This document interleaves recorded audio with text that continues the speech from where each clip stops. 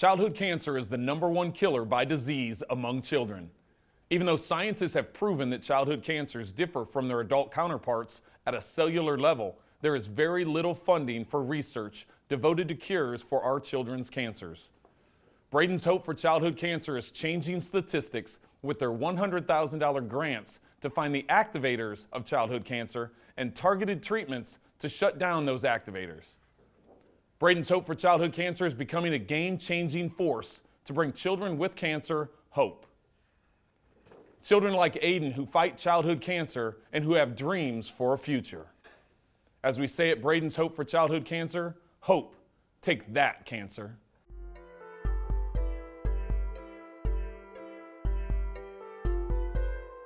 Well, we noticed that Aidan was walking kind of funny. He wasn't limping, but there was just something different about the way he walked.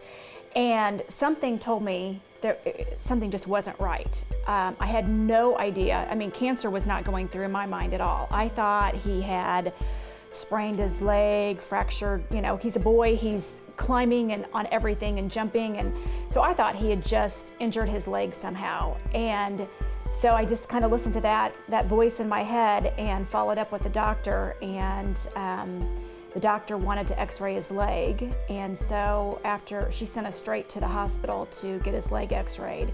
And after they finished the x-ray, they told us to go straight to Children's Mercy for an MRI. They thought he either had a tumor or an infection in his leg. And so from there, it spiraled. You go through a lot of emotions.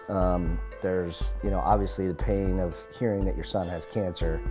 There's the, denial. There's, the whole range of emotions. But at some point, you stop and you think, okay, I need to be a rock here. He's the one that I have to be here for. So all my emotions have to be put in a box and set aside and be there for him every day, no matter what it takes. I have to be there.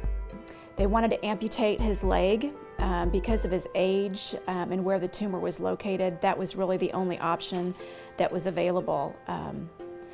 But I could not accept that.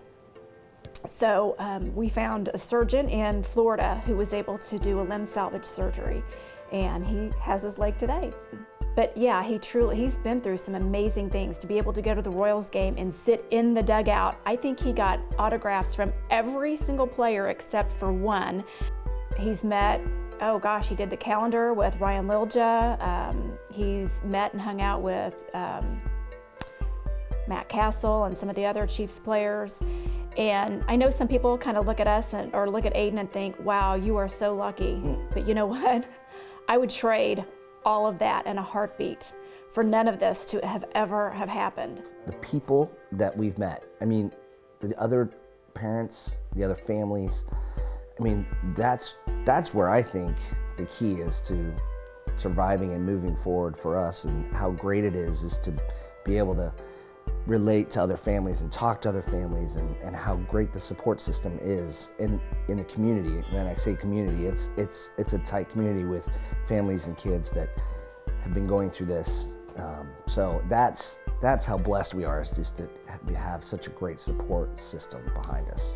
Well, and I think the firefighters, the Olathe and Lenexa fire departments have been so supportive. They've been huge in his recovery. When he was having his second or third chemotherapy treatment, he was in Children's Mercy downtown for his treatments. And one, Thursday night, I think, 3 of the firefighters drove their truck from Olathe down to Children's Mercy and downtown, parked it out in front, and came up to the room and hung out with him. I just make a phone call. I just be like, hey, Aidan wants to see you guys. They said, we'll be over in about 30 minutes. And they drive their truck into our street and their ambulance, and drive it to our street, and then all of a sudden there's 20 kids surrounding the truck, and Aidan's smiling from ear to ear, and they're all climbing all over, and the guys were great. It just robs kids a lot of their childhood, and it shouldn't happen. It just shouldn't happen at all. It's sad to see these kids literally fighting for their lives every day. Sometimes it's not the cancer that kills kids, it's the treatment itself that kills kids. it needs to end. And, you boil it down to basically one sentence. At some point, we have to bring childhood cancer to an end. And the only way to do that is to raise awareness, to raise funds, and to do more research. And just, instead of bringing kids to their knees, we need to bring childhood cancer to its knees. Period. That's it. It's one sentence.